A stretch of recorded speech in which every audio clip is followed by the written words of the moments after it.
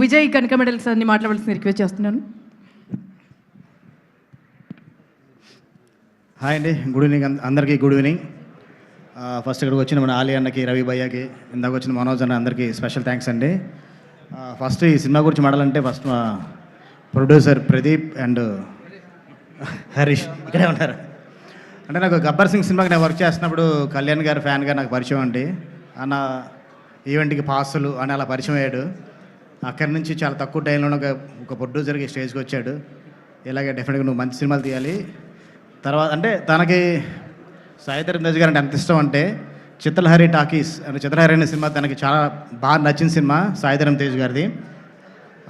ఆ సినిమా పేరునే తన బ్యానర్ పేరుగా పెట్టుకున్నాడు. అంత ఇష్టపడతాడు తేజ్ గారన్నా, కళ్యాణ్ గారన్నా, చిరంజీవి గారన్నా. కానీ ఒక మెగా ఫ్యాన్గా మేమందరం ఎలా వచ్చావు, నువ్వు కూడా అలాగే వచ్చావు, ప్రొడ్యూసర్ అయ్యావు. All the best and congratulations. And Harish అంటే చాలా అంటే ఈ సినిమా జరుగుతున్న టైంలో ఫస్ట్ సినిమా చేస్తున్నప్పుడు ఏ ప్రొడ్యూసర్ కనుక చిన్న టెన్షన్ ఉంటుందండి. నేను 2-3 సార్లు సెట్కి వెళ్ళినప్పుడు కూడా ఎప్పుడు లేదు ఇదే స్మైల్తో ఇలాగే ఉండేవాడు. ఒక 2-3 డేస్ మా సెట్కి వచ్చాడు, అప్పుడు కూడా ఇదే స్మైల్గా అలాగే ఉండి సినిమాని ఫుల్ క్వాలిటీగా తీసుకొచ్చారు. అంటే వీళ్ళిద్దరూ ఎంత ప్యాషన్తో ఉన్నారంటే ఎందుకంటే ఫస్ట్ సినిమా డైరెక్టర్కి అంటే కొంచెం బడ్జెట్ రెస్ట్రిక్షన్స్ అన్నీ ఉంటాయి, అవన్నీ కూడా లేకుండా చాలా మంచి టెక్నీషియన్లు ఇచ్చారు. మన ప్రొడక్షన్ డిజైనర్ బ్రహ్మకట్లి గారిని, డిఓపి మణికందన్ గారిని, మ్యూజిక్ రతన్ గారిని, ఇలాంటి టెక్నీషియన్స్ ఇవ్వడం మామూలు విషయం కాదు. మంచి టెక్నీషియన్స్తో ఒక మంచి అవుట్పుట్ తీసుకొచ్చారు. అలాగే మా డైరెక్టర్ రాము, తను మారుతి గారి దగ్గర అక్కడ పనిచేస్తున్నప్పుడు నుంచి పరిచయం అండి. తను చాలా కష్టపడి ఈ సినిమాని సుహాస్ గారితో ఒప్పించుకొని ప్రొడ్యూసర్స్తో ఒకే చేసుకుని సినిమా స్టార్ట్ చేశాడు.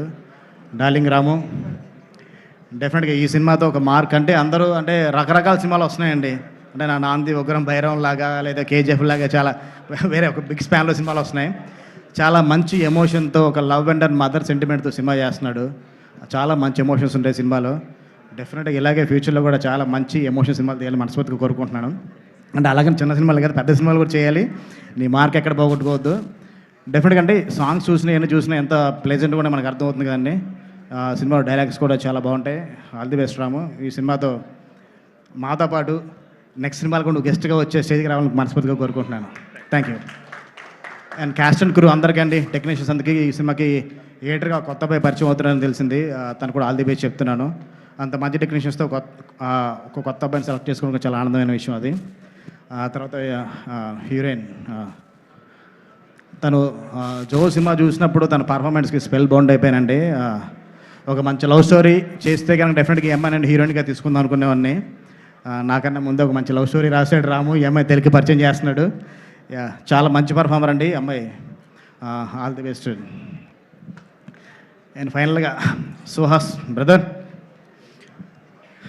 తను అంటే ఒక డిజిటల్ నుంచి అంటే ఒక ఇన్స్టాగ్రామ్, ఫేస్బుక్ నుంచి చిన్న చాయ్ బిస్కెట్లు చిన్న స్కిట్స్ చేసే దగ్గర నుంచి ఓటీటీ వరకు వచ్చి, ఓటీటీ నుంచి సిల్వర్ స్క్రీన్కి వచ్చి తను ప్రూవ్ చేసుకొని మనం బయట లాంగ్వేజ్ నుంచి మనం ఆర్టిస్ట్ని ఇంపోర్ట్ చేసుకుని ఉంటే తాను ఇప్పుడు వెళ్ళి తమిళ్లో ఒక సినిమా చేస్తున్నాడు.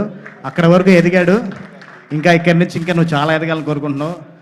తను చూస్తూ ఉంటే చాలా న్యాచురల్గా ఉంటుంది పర్ఫార్మెన్స్. అంటే ఒక కార్తీక్ గారిని చూసినప్పుడు, విజయ్ సేతుపతి గారిని చూసినప్పుడు, ఒక నాని గారిని చూసినప్పుడు అంటే ఎంత న్యాచురల్గా అనిపిస్తుంది పర్ఫార్మెన్స్. తను కూడా అసలు ఎక్కడ యాక్ట్ చేసి అనిపించదు, తన క్యారెక్టర్ కనపడుద్ది.